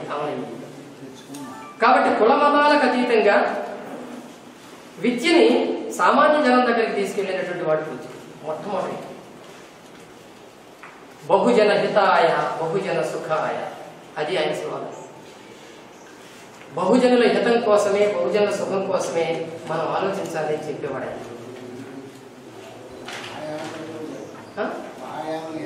అది వస్తుంది.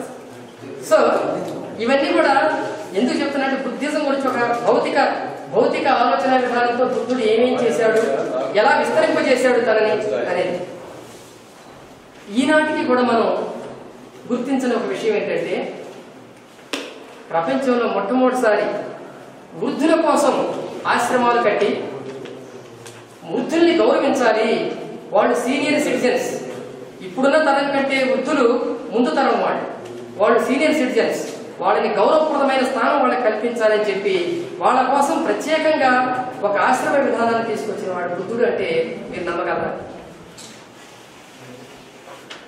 అనాథలైన దిక్కులేని తల్లిదండ్రులని అంటే పెద్దవాళ్ళని తీసుకొచ్చి ఒక చోట చేర్చినటువంటి వ్యక్తి ఆయన. సో ఇవన్నీ కూడా బుద్ధిజం అంటే ఇవన్నీ ఎందుకు చెప్తున్నాం అంటే ఒక హ్యూమనిస్ట్ సెంటర్డ్ థింకింగ్ అనేటువంటిది ఆయన తీసుకున్నాడు కాబట్టి ఇవన్నీ తీసుకురాగలిగాడు. ఇక బౌద్ధాన్ని బాబు గారు ఇచ్చారంటే ముగించమని వస్తుందన్నమాట.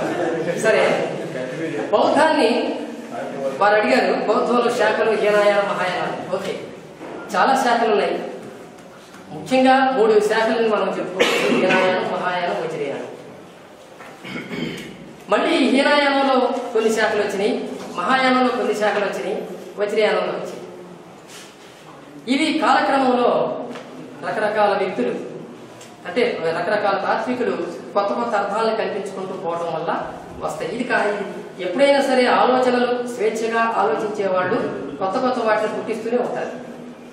అది ఏ రంగంలోనైనా సరే, కమ్యూనిస్ట్ పార్టీలో రాలేదా, క్రైస్తవ శాఖల్లో రాలేదా, ఇస్లాంలో లేవా, హిందువుల్లో లేవా, అన్నిట్లో ఉంటాయి.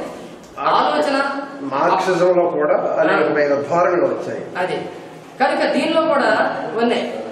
ఇప్పుడు హీనాయానంలో తీసుకున్నట్లయితే సర్వాస్తివాదం అనేది వచ్చింది, సౌత్రాంతిక వాదం అనేది వచ్చింది, స్థవిరవాదం అనేది వచ్చింది. దాన్నే థేరవాదం అని కూడా అంటారు. అలాగే మహాయానంలో చూసినట్లయితే మాధ్యమిక యానం వచ్చింది, యోగాచారం వచ్చింది, వైభాషికం వచ్చింది, శూన్యవాదం వచ్చింది. వజ్రయానంలో చూస్తే వజ్రయానం అంటే తంత్రాలకు సంబంధించినటువంటి తాంత్రికులు చేసేటువంటి ఈ వ్యవహారం అంతా కూడా. అది టిబెట్ దలైలామా ఉన్నాడు కదా, ఆయన వజ్రయానానికి ఆయన ఫేమస్ అన్నమాట. ఇక మన విదేశాల్లోకి వెళ్ళి మనకు మెటీరియల్లో కూడా బాబు గారు పెట్టారు, విదేశాలకి బౌద్ధం ఎలా విస్తరించుకుంటూ వెళ్ళింది అనేది మ్యాప్లతో సహా పెట్టారు. కాబట్టి దాని గురించి ఎక్కువ చెప్పాల్సిన అవసరం లేదు, మీరు చూసుకుంటారు. కానీ మనం గుర్తించాల్సింది ఏంటంటే బుద్ధిస్టు స్కాలర్స్ గురించి మనం జ్ఞాపకం చేసుకోవాల్సిన అవసరం ఉంది. వాళ్ళు ఎంత కంట్రిబ్యూట్ చేశారో తత్వశాస్త్రానికి తలుచుకుంటేనే చాలా అసలు మనకు ఒక ఆశ్చర్యం, అద్భుతం అనిపిస్తుంది. అవి చదువుతుంటే నిజానికి ఈ థింకింగ్ మనకి ఇప్పటికీ లేదేమిటో అనిపిస్తుంది. అలాంటి గొప్ప పండితులు వచ్చారు బుద్ధిస్ట్ ఫిలాసఫీ. వసుబంధుడు, దింగినాథుడు, ధర్మకీర్తి, నాగార్జునుడు, రత్నకీర్తి, ఇలా చాలా గొప్ప పండితులు వచ్చారు. వాళ్ళందరూ రాసినటువంటి ఆ పుస్తకాల్లో చాలా అద్భుతమైన విషయాలు మనకు అనిపిస్తాయి. వాళ్ళు ఈ మొత్తం సమాజాన్ని గురించి థింక్ చేశారు. దీన్ని వదిలేసి ఎవడు అతీతంగా ఆలోచించాలి. మరి బాబు గారు అనుమతిస్తే 1-2 చెప్దాం అనుకున్నాను, కానీ అనుమతించేలా లేదు. సరే చెప్పండి సార్, ఒక్కటి చెప్తాను సార్. మీరు అక్కడుంటే బాగుంటుంది నాకు. ఒక్క విషయం చెప్తాను. బుద్ధుడు చాలా కాలం తిండి లేకుండా ఉన్నాడు, దానివల్ల జ్ఞానం వచ్చింది అనుకుంటే ఇక్కడ అందరికి జ్ఞానం వస్తుంది అంటే కష్టం. నేను ఇందాకే చెప్పాను ఆకలి భౌతికం అని. ఒక్కటి చెట్టు కింద కూర్చుంటే జ్ఞానం వచ్చిందని ఏదో జ్ఞానం కలిగిందని అంటారు కదా. ముందు అయిన తర్వాత బౌద్ధ సంస్కృతి అవసరమా అనేది గొప్పగా చెప్పండి. సరే, ఒక్క ఇన్సిడెంట్ అనుకున్నాం కదా. ఆ పండితుల యొక్క నాలెడ్జ్కి, వాళ్ళ తార్కిక విధానానికి ఒక్క ఉదాహరణ మనం చూసుకుంటే చాలు. ఇప్పటికి కూడా అవసరం మనకి. ఈవేళ ఆధ్యాత్మిక అంటే హిందూ మతానికి సంబంధించినటువంటి పండితులు, వీళ్ళెవరు పరిపూర్ణానంద స్వామి ఇలాంటి వాళ్ళు వేసే ప్రశ్నలు ఇట్లాగే ఉంటాయి. ఆ నాగసేనుడు అనేటువంటి ఒక పండితుడు ఉన్నాడు. ఆయన మన యవన గ్రీక్ చక్రవర్తి మెనాండర్ పరిపాలించిన కాలంలో ఉన్నాడు. ఆ మెనాండర్నే మిలిందుడు అని కూడా పిలుస్తారు. మిలింద ప్రశ్న అనేటువంటిది చాలా ఫేమస్. ఆ నాగసేనుడు ఉన్నాడని తెలిసి మిలిందుడు అతనితో మాట్లాడాలనుకుంటాడు. మిలిందుడికి ఒక అలవాటు ఉంది. ఏ వ్యక్తితోనైనా సరే తర్కం చేసి, అంటే డిస్కషన్ చేసి, అవతల వాళ్ళు ఓడించి సంతోషించే తత్వం ఆయన. ఇబ్బందులు పెట్టి ఓడించి సంతోషించే తత్వం. ఆయన రాజు తలుచుకుంటే దెబ్బలకి కొదవలేదు, డబ్బులకి కొదవలేదు, మరి ఇటువంటి రాక్షస కృత్యాలకి కొదవలేదు. అయితే నాగసేనుడు గొప్ప బౌద్ధ పండితుడు అని చెప్పి విన్నాడు. నేను ఆయనతో మాట్లాడాలి, ఆయనతో తర్కం చేయాలన్నాడు, అనుకున్నాడు. ఆయన పిలిపించాడు. నాగసేనుడు ఆ రాజుగారి రాజధానిలో ఉన్న తోటలోకి వచ్చి అక్కడ ఉన్నాడు. ఆయన దగ్గరికి తనే స్వయంగా వెళ్ళాడు. మిడింది 500 మంది సైనికులు తీసుకుని వెళ్ళాడు తన వెంట. తన గొప్పతనాన్ని చూపించాడు. రథం ఎక్కి చక్కగా మిగిలిన సైనికులు వెనకొస్తూ వెళ్ళాడు. అయితే వెళ్ళిన తర్వాత నమస్కారం నాగసేన అన్నాడు. నమస్తే అన్నాడు. మీ పేరు నాగసేనుడు కదా అన్నాడు. అవునండి, నాగసేనుడు అంటారు నన్ను అన్నాడు. నాగసేనుడు అంటే ఎవరు? మీ వెంట్రుకలా? నాగసేనుడు అంటే మీ పెదవులా? మీ ముఖమా? మీ కళ్ళ? మీ కాళ్ళ? మీ చేతుల? మీ శరీరమా? ఏది నాగసేనుడు అన్నాడు. మరి ఏదన్నా దెబ్బ తగిలితే, కంటికి ఏదైనా దెబ్బ తగిలిందనుకో, నా కన్ను దెబ్బతిన్నది, నా వెంట్రుకలు రాలిపోయాయి, నా చేయి పనిచేయడం లేదు అంటాం కదా. ఈ నా అంటే ఏమిటి అన్నాడు. ఈ నా అంటే ఏమిటి? దేనికి సంబంధించింది? అంటే లోపల ఏదో ఒకటి ఉండటం వల్ల దానికి సంబంధించి నా అంటున్నావా నువ్వు అంటాడు. ఈ ప్రశ్న ఇప్పటికీ చాలా మంది అడుగుతారు. ఆత్మ లేదు అనే వాళ్ళని ఈ క్వశ్చన్ అడుగుతారు. అప్పుడు ఆ నాగసేనుడు ఏమంటారంటే, ఆయన అన్నిటికీ డో అని చెప్తాడు. వెంట్రుకలు నాగసేనుడు కాదు, పెదవులు కాదు, భుజాలు కాదు, కాళ్ళు చేతులు కాదు, ఏమీ కాదు అంటాడు. మరైతే నాగసేనుడు అంటే ఎవరు అని అడుగుతాడు. మహారాజా, ఇప్పుడు మీరు ఇక్కడికి ఎలా వచ్చారు అని అడుగుతాడు. నేను రథం మీద వచ్చాను అంటాడు. రథం అంటే గుర్రాల మహారాజా అంటాడు. కాదు అంటాడు. గుర్రాల కాళ్ళ? కాదు అంటాడు. చక్రాల? కాదు. పగ్గాల? కాదు. ఆ చుట్టూ ఉన్నటువంటి ఆ ఇరుస? కాదు. మరి రథం అంటున్నారు మహారాజా, ఇంత అబద్ధం ఆడుతున్నారే మీరు? ఇది రథం అంటే ఏమిటి మరి అంటాడు. వీటన్నిటినీ కలిపితే ఏర్పడిన దాన్ని రథం అనే పేరు పెట్టి పిలుస్తున్నాము నాగసేన అంటాడు. నాగసేనుడు అంటే కూడా అదే అంటాడు. నువ్వు నా అంటున్నావే, నా కళ్ళు, నా ముక్కు, నా చెవి, ఈ నా అనేది ఎవరైనా ప్రశ్న చేసావు కదా. అంటే నీ శరీరం లోపల ఏదో ఒకటి ఉందని, అదే దానికి సంబంధించే నా అనే పదాన్ని ఉపయోగిస్తున్నావు అని అనుకుంటున్నావు కదా. అది తప్పు మహారాజా అంటాడు. ఎలా అని అడుగుతాడు. నిజంగా అది ఉన్నట్లయితే నీ కళ్ళు ఉన్నాయి, నీ కళ్ళు పీకేస్తే నువ్వు ఆ నా అనేది చూడగలగాలి. నీ చెవులు కోసేస్తే ఆ నా అనేది వినగలగాలి. ఎందుకంటే అది ఉంది కదా, దాన్ని మనం ఏం చేయలేదు కదా. ఈ కన్నును తీసేసాం, చెవులు తీసేసాం, నాలుగును తీసేసాం, కాళ్ళు తీసేసాం, ఇవన్నీ తీసేస్తున్నాం. అయినా అది ఆ పనులు చేయగలగాలి. అది ఉంటే మరి అలా చేయగలుగుతున్నావా అని అడుగుతాడు. లేదు అంటాడు. మరి నా అనేదానికి అస్తిత్వం ఏముంది మహారాజా? సో ఇది కేవలం పేరు కొరకు మనం ఏర్పాటు చేసుకున్నదే. ఈ నాగసేనుడు అనే పేరు కొరకే ఈ అవయవాలన్నీ కలిసినటువంటి ఈ శరీరాన్ని పిలవటానికి ఒక పేరు కావాలి, దాన్ని పెట్టుకున్నాం. ఈ శరీరానికి సంబంధించినటువంటి విషయాలను తెలియజేయడానికి వాడేటువంటి ఒక సర్వనామం, ఒక ప్రొనౌన్ ఈ నా, నేను అనేది. అది కూడా పేరు లాంటిదే.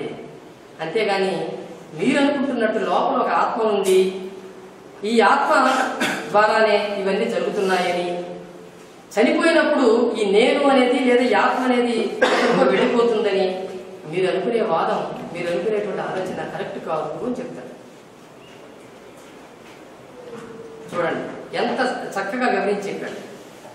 ఈ రకమైనటువంటి విధానాన్ని ఆ బుద్ధిస్టులు, ఈ తార్కిక విధానాన్ని సకారణంగా రెండో విషయం కూడా చెప్పేసి, ఏది మీరు రెండు చెప్తానన్నారు కదా, రెండిట్లో ఒకటి నేను పర్మిషన్ ఇస్తే రెండు కూడా చెప్తాను. సో ఇట్లాంటి తర్క విధానాన్ని చెప్పాడు. ఇంకొక స్టోరీ ఏంటంటే, ఒక స్త్రీ వాళ్ళకి కొడుకుంటాడు, ఒకటే కొడుకు, చిన్నపిల్లవాడు 5-6 సంవత్సరాల వయసు, చనిపోతాడు. ఆ రోజుల్లో బుద్ధుడు కాలినడకతోనే గ్రామాలన్నీ తిరిగి బోధనలు చేస్తూ ఉండేవాడు. ఇందాకే చెప్పుకున్నాం, యూపీ, బీహార్ ప్రాంతంలో తిరిగాడు ఆయన బాగా. అయితే ఎవరో చెప్పారు, బుద్ధుడు చాలా గొప్ప వ్యక్తి, ఆయనకి చేతగాని పనులు లేదు, ఏదైనా చేయగలడని చెప్పుకుంటుంటే విన్నది. అదే రోజు బుద్ధుడు ఆ గ్రామానికి వెళ్తున్నాడు. అప్పుడే తన కొడుకు చనిపోయాడు. ఆ కొడుకు అంటే చాలా ఇష్టం, లేక లేక పుట్టాడు. నా కొడుకుని బతికిస్తాడు కాబట్టి బుద్ధుడు అని చెప్పి నమ్మిందండి. నమ్మి బుద్ధుడు దగ్గరికి వెళ్ళి ఏడుస్తూ, అయ్యా నా కొడుకు ఇట్లా చనిపోయాడు, మీరు బ్రతికించండి అని చెప్పి ప్రార్థిస్తుంది. నేను బ్రతికిస్తానని నీకు ఎవరు చెప్పారు అంటాడు. అందరూ అనుకుంటున్నారు ఊళ్ళో. తర్వాత చాలామంది చెప్పడం వల్ల విని నేను మీ దగ్గరికి వచ్చాను. సరేనమ్మా, నీ కొడుకు నేను బ్రతికిస్తాను, కానీ నువ్వు ఈ ఊళ్ళో ఎవరింట్లోనైనా సరే ఒక గుప్పిడు ఆవాలు తీసుకుంటా. అవి కూడా ఎట్లాంటివి, ఆ ఇంట్లో ఇంతకుముందు ఎవరు చనిపోయి ఉండకూడదు. ఆ ఎవరు చనిపోకుండా ఉన్నటువంటి ఇంట్లో నుంచి ఒక గుప్పిడు ఆవాలు తీసుకుంటారా, వాటితో నీ కొడుకుని బతికిస్తాను. ఆమె ప్రతి ఇంటికి తిరుగుద్ది, అమ్మ గుప్పిడు ఆవాలు ఇవ్వండి, ఎవరు చనిపోకుండా ఉంటే గుప్పిడు ఆవాలు ఇవ్వండి అని అడుగుతూ ఉంటుంది. సాయంత్రం దాకా ఆమె అడిగినా కానీ ఒక్కింట్లో కూడా ఎవరు, మా ఇంట్లో మా తాత చనిపోయాడు, మా మామ చనిపోయాడు అని చెప్తూనే ఉంటారు, ఎవరు ఆవాలి. అట్లాంటి పరిస్థితిలో మళ్ళీ సాయంత్రం ఇంటికి వచ్చి, అయ్యా నాకు ఆవాలు దొరకలేదు అంటారు. అప్పుడు బుద్ధుడు చెప్తాడు, చనిపోవటం అనేది సహజం జీవులకి, దాన్ని బ్రతికిస్తారు అని ఏవైతే మీరు నమ్ముతున్నారో, ఇప్పటిదాకా వాళ్ళు బ్రతికిస్తారు మీరు బ్రతికిస్తారని మీరు ఏ విధంగా అయితే నమ్ముతున్నారో, ఆ నమ్మేదంతా కూడా అబద్ధం. చనిపోవడం నుంచి, ఆ చనిపోవడం అనే ప్రక్రియ నుంచి మనిషిని బ్రతికించడం అనేది ఏది సాధ్యం కాదు. కనుక అందుకే నిన్ను ఆవాలు తీసుకురామన్నా నేను. అంతేకాదు, చనిపోయిన వ్యక్తి మళ్ళీ ఆత్మరూపంలో మన దగ్గరకు వస్తాడు, కనపడతాడు అనుకోవడం కారణంగా సరైనది కాదు. జ్ఞాపకాల రూపంలో మాత్రమే మనిషి మనలో ఉంటాడు, అది ఆత్మ కాదు అని చెప్తాడు. ఇది సో ఈ తార్కిక విధానం ఒక కథల రూపంలో, ఒక సీరియస్ టాపిక్ని కూడా, అర్థం కానటువంటి విషయాన్ని కూడా సంభాషణ రూపంలో, కథల రూపంలో చెప్పడం కూడా ఒక గొప్ప కళ. వాళ్ళ బుద్ధిస్టులు చూపించిన ఒక కళ. దీన్ని ఆ తర్వాత హిందువులు కూడా అలవాటు చేసుకున్నారు. అంతకుముందు ఇది లేదు వాళ్ళలో. బుద్ధుడు రాకముందు ఉన్నటువంటి పుస్తకాలు అయితే అందులో ఇది లేదు. ఆ తర్వాత వచ్చిన ఉపనిషత్తులు బుద్ధుడు తర్వాత అందులో ఇది ఉందండి. అంతకుముందు ఉన్నటువంటి బ్రాహ్మణాలు అరణ్యకాలంలోకి వెళ్తే కథలు లేవు, ఓటి వాదనలే, పిడి వాదనలే ఉన్నాయి తప్ప అవి లేవు. ఆ టైప్ని అడాప్ట్ చేసుకున్నారు వీళ్ళు, ఈ మిగిలిన హిందువులు కూడా. సో ఇదంతా కూడా మనం చెప్పుకోవచ్చు. ఇకపోతే కొన్ని పాయింట్స్ లాస్ట్ ఏంటంటే, బౌద్ధం పతనం అవడం అనేటువంటిది దాని గురించి కూడా చెప్పుకోవాలి. ఒక 500 సంవత్సరాల పాటు బుద్ధుడు తర్వాత 500 సంవత్సరాల పాటు బౌద్ధం చాలా బ్రహ్మాండంగా వ్యాప్తి చెందింది, చాలా బాగా వ్యాప్తి చెందింది. మన దేశంలో కానీ ఇతర దేశాలకు వెళ్ళటం వల్ల మన దేశంలో దానికి ఆటంకాలు ఎదురైన తర్వాతనే ఇక్కడ ఉన్నటువంటి బౌద్ధ పండితులు కానీ బౌద్ధ సన్యాసులు భిక్షువులు కానీ ఇతర దేశాలకు పారిపోవడం మొదలైంది. ఈ బౌద్ధ పతనానికి వాళ్ళు అట్లా పోవడానికి కారకులు ఎవరు, వాళ్ళకి శత్రువులు ఎవరు అనేది ఇక్కడ మనం ఆలోచించాల్సిన విషయం. ఒకటి అంతర్గత శత్రువులు ఉన్నారు, బాహ్య శత్రువులు ఉన్నారు బౌద్ధానికి. ముందు అంతర్గత శత్రువుల దగ్గరికి వస్తే బుద్ధుని కాలంలోనే కొంతమంది హిందూ మతానికి సంబంధించినటువంటి బ్రాహ్మణులు వీళ్ళందరూ కూడా మేము కూడా బౌద్ధం స్వీకరిస్తామని చెప్పి ముందుకు వస్తారు. ముందు కాదంటాడు బుద్ధుడు. తర్వాత శిష్యులు చెప్పిన మీదట ఎవరికైనా మనం ఇస్తే బాగుంటుంది అని చెప్పిన మీదటనే వాళ్ళని కూడా తీసుకుంటాడు. బుద్ధుడు బతుకున్నంత వరకు కూడా దానిలో వాళ్ళ వల్ల ఏ ఇబ్బంది రాల. ఆ తర్వాత మళ్ళీ కొత్త కొత్త హిందూ ఆధ్యాత్మికవాదులు వచ్చి ప్రవేశించిన తర్వాత దానిలో రివైవలిజం అనేటువంటిది, అంటే దాన్ని చేంజ్ చేయాలి, బుద్ధిజాన్ని కూడా కన్వర్ట్ చేయాలి అనేటువంటి ఒక థాట్స్ వచ్చిన తర్వాతనే దానిలో అనేక కొత్త కొత్త ధోరణులు కొత్త కొత్తవి వస్తాయి. అవి బుద్ధిస్టు ఫిలాసఫీని పలసన చేసుకుంటూ ఉంటాయి. అదొక కారణం. రెండవది బౌద్ధ భిక్షువుల మధ్య ఏర్పడినటువంటి వైషమ్యాలు, డిస్పారిటీస్ అండ్ డిఫరెన్సెస్, ఇవన్నీ కూడా వాళ్ళకి కారణాలే. ఇక మహిళల సంఘాల వల్ల, మహిళల భిక్షు సంఘాల వల్ల వచ్చినటువంటి కొన్ని పరిస్థితులు, అటు అంటే మహిళలు కూడా ఉండటం వల్ల భిక్షు సంఘాల్లో వచ్చిన చెడ్డ పేర్లు, ఆ భిక్షు నియమాలకు విరుద్ధంగా జరిగినటువంటి అశ్లీలమైనటువంటి సంఘటనలు, ఇవన్నీ కూడా బుద్ధిజానికి చెడ్డ పేరు తీసుకురావడంతో దానికి ఆదరణ తగ్గటం ప్రారంభమైంది. ఇక బాహ్య కారణాల్లోకి వచ్చినట్లయితే రాజులు, బుద్ధిస్టు మౌర్య సామ్రాజ్యం పతనమైన తర్వాత అశోకుని మనవడు చివరి రాజు బృహద్రథుడు, అతను పరిపాలించిన తర్వాత ఈ శుంగవంశానికి చెందినటువంటి రాజులు ఆ బృహద్రథుని చంపేసి అధికారంలోకి వచ్చిన తర్వాత హిందూ మతాన్ని తీసుకురావడానికి వాళ్ళు ప్రయత్నం చేశారు. పుష్యమిత్రుడు, అగ్నిమిత్రుడు, శశాంకుడు, ఇట్లా వరుస క్రమంలో ఒకటి తర్వాత ఒకటి వచ్చి మొత్తం దాన్ని బుద్ధిస్టు సన్యాసుల్ని వాళ్ళకి ఎయిడ్స్ అంటే సహాయకాలు, ఎటువంటి సహాయాలు అందకుండా, అలాగే వాళ్ళకి ఎక్కడ పోయినా కానీ ఆదరణ దొరకకుండా చేయటానికి వాళ్ళు ప్రయత్నిస్తారు. ఈ పుష్యమిత్రుడి కాలంలోనే బుద్ధుడి యొక్క పాపులారిటీని దెబ్బతీయటానికి ఒక కొత్త వ్యక్తి, కొత్త పాత్ర అవసరమైంది, ఒక కొత్త పర్సనాలిటీ అవసరమైంది. ఆ పర్సనాలిటీని దృష్టిలో పెట్టుకునే రామాయణాన్ని రాయిస్తాడు పుష్యమిత్రుడు. నిజానికి వాల్మీకి రాశాడని అనుకుంటాం కానీ వాల్మీకి అనేది మనిషి పేరు కాదు. ఒక భరద్వాజుడు అనేటువంటి ఒక బ్రాహ్మణుడి చేత దాన్ని రాయిస్తాడు పుష్యమిత్రుడు. అదే పుష్యమిత్రుడి ఆస్థానంలోనే మనువు, భృగు అనేటువంటి మనువు, ఆయన మనువు అన్నారు కానీ నిజానికి అసలు పేరు భృగువు, అతనితో మనుధర్మ శాస్త్రం రాయిస్తాడు. కాబట్టి బుద్ధిజాన్ని ప్రతిఘటించడానికి ప్రతిఘటన సాహిత్యం, ప్రతిఘటన సంఘటనలు జరుగుతూ వచ్చాయి ఈ పుష్యమిత్రుడి తర్వాత. దానివల్ల హిందువుల్లో వీటి ప్రచారం బాగా పెరిగింది. హిందూయిజాన్ని ఆదరించేటువంటి రాజులు వరుస క్రమంలో వచ్చారు. ఈ వీళ్ళ తర్వాత వచ్చినటువంటి గుప్త రాజులు దాన్ని ఇంకా బాగా పోషించారు. దాంతో బుద్ధిజం పతనం కావడం. కాశ్మీర్లో కలహనుడు అనే అతను రాజతరంగిణిని ఒక బుక్ రాస్తాడు, కాశ్మీర్ రాజుల చరిత్ర.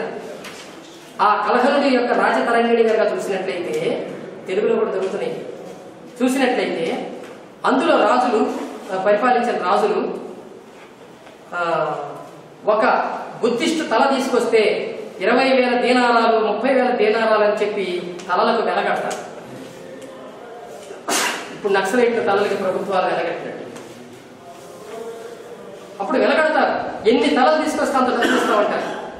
ఇది దేన్ని సూచిస్తోంది? మనకి బుద్ధిజాన్ని ఖతం చేయడానికి, అంటే వాళ్ళ బుద్ధిస్ట్ సన్యాసులను భిక్షువులను నాశనం చేస్తే బుద్ధిజం నాశనం అయిపోయినట్టే అని ఆ రోజుల్లో వాళ్ళు చేశారు.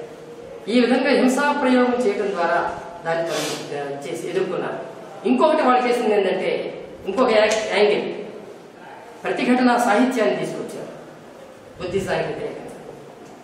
ఆ వచ్చిన వాటిల్లో రామాయణం ఇందాక చెప్పుకున్నాం, భగవద్గీత చాలా ముఖ్యమైనది.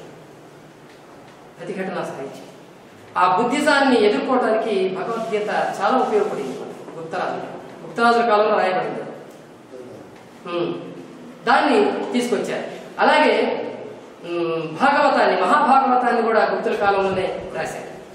ఆ గుప్తుల కాలంలో కృష్ణుడి యొక్క లీలల్ని, జాతక కథలో ఒక పక్కన బుద్ధుడి యొక్క లీలల్ని వివరిస్తూ ఉన్నాయని చెప్పి, అలాంటి కథలకి ప్రజలు ఆకర్షితులవుతున్నారని చెప్పి, దానికి ప్రత్యామ్నాయంగా ఒక పాత్ర కావాలి, ఒక కథల పుస్తకం కావాలని చెప్పి మహాభాగవతం తీసుకొస్తారు. ఇవన్నీ కూడా ఈ బుద్ధిజాన్ని ఎదుర్కోవడానికి జరిగినటువంటి పనులు. ఇంకా చాలా పుస్తకాలు ఉన్నాయి, నేను జస్ట్ స్థాళీపూర్వకంగా చెప్తున్నాను కనుక అవి చెప్తారు. దాంతోపాటు ఇంకా హిందువులు ప్రవేశించారని చెప్పుకున్నాం కదా. బుద్ధిజంలో విగ్రహారాధనలు, పూజలు, మంత్రాలు, జపాలు ఇవన్నీ కూడా ప్రవేశించినాయి. ఇవన్నీ ప్రవేశిస్తే ఆటోమేటిక్గా బుద్ధిజానికి ఉన్న ప్రత్యేకత అనేది తగ్గిపోతుంది. ఇది కూడా హిందువుల్లో ఒక భాగమే, హిందూ మతంలో ఇది కూడా ఒక భాగమే అనే ఒక ఐడియా, ఒక జనంలోకి రావడానికి, ఒక ప్రచారం జనంలో రావడానికి ఇవన్నీ తీసుకొచ్చి పెట్టారు. అందుకే వాటి ఫలితంగానే ప్రాచీన బౌద్ధ దేవాలయాన్ని మనం చూసినట్లయితే ఎక్కడ చూసినా సరే పూజలు, ఆరాధనలు అన్ని ఇప్పటికీ జరుగుతున్నాయి. అటు మనకి థాయిలాండ్లోకి వెళ్ళినా, లావోస్లోకి వెళ్ళినా, ఇటు బర్మాలోకి వెళ్ళినా, లేదా శ్రీలంకలోకి వెళ్ళినా ఈ బుద్ధిస్టులు మనకు కనిపిస్తారు. అప్పుడే అదే కాలం, గుప్తరాజుల కాలంలోనే మహాభాగవతం రచన అయిన తర్వాత లింగ పురాణం అనేటువంటి పురాణం రాయబడుతుంది. ఆ పురాణంలోనే బుద్ధుణ్ణి ఒక దేవుడిగా చిత్రిస్తారు, హిందూ దేవుడిగా. దాన్నే దశావతారంగా చేరుస్తారు. సో బుద్ధిజాన్ని చంపడానికి, అంటే దాన్ని నాశనం చేయడానికి ఎన్ని యాంగిల్స్ ఉన్నాయో అన్ని యాంగిల్స్ వాళ్ళు ఉపయోగించారు. అందువలన బుద్ధిజంలో ఇవన్నీ వచ్చాయి. ఇప్పుడు మనం చూస్తున్న బుద్ధిజం ఏదైతే ఉందో, ఈ మంత్రాలు, తంత్రాలు, పెళ్లి మంత్రాలు, తద్దిన మంత్రాలు అన్నీ ఉన్నాయి ఇప్పుడు దాంట్లో. ఏదైతే ఉందో ఇది నిజానికి బుద్ధిజం కాదు. ఆ బుద్ధిజంలో వచ్చినటువంటి రివైవలిజం వల్ల వచ్చినటువంటిది మాత్రమే ఇది. కనుక మిత్రులారా, ఇంకా మళ్ళీ విశ్లేషించడం బాగోదేమో, బాబు గారు మళ్ళీ వచ్చారు. సో ఇప్పటికే చాలా టైం అయింది. నేను దీని ద్వారా చెప్పదలుచుకున్న అంశం ఏంటంటే, మనకి ఒక కాంక్రీట్గా ఒక వ్యవస్థా రూపం తీసుకున్నటువంటి భౌతికవాదం ఏదైనా ఉంది అంటే మొట్టమొదటి బుద్ధిజాన్ని చెప్పుకోవాలి మన దేశంలో. ఆ బుద్ధిస్టు ఛాయలు, ఆ బుద్ధిజం అంటే బుద్ధిస్టు యొక్క భౌతికవాదం యొక్క ఛాయలే మన సంస్కృతిలో, అంటే భారతీయ సంస్కృతి అని ఏదైతే అంటున్నామో ఈ సంస్కృతిలో ఇప్పటికీ కనిపిస్తాయి. మరి ఆది శంకరాచార్యుడి పాత్ర చెప్పలేదేంటి? చెప్పనిస్తేగా. సో మీరు ప్రస్తావించారు కాబట్టి చెప్తాను. ఆది శంకర బుద్ధిజాన్ని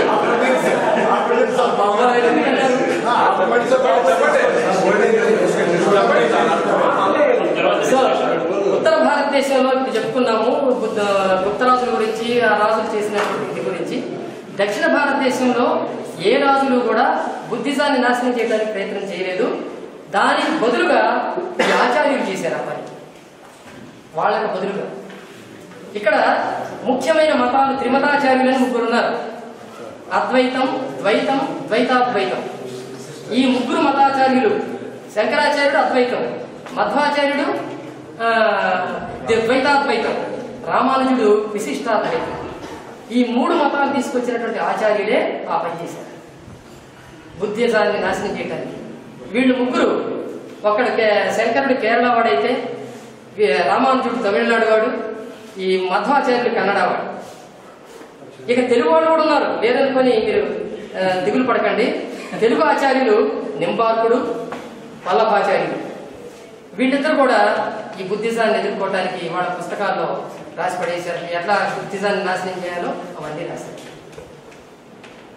కనుక ఈ ఐదుగురు ప్రధానంగా మన దక్షిణ భారతదేశంలో బుద్ధిజం నాశనం కావడానికి ప్రధాన కారణమయ్యారు. ఓకే, ఇది సరిపోద్దా మీకు ఇంతవరకు?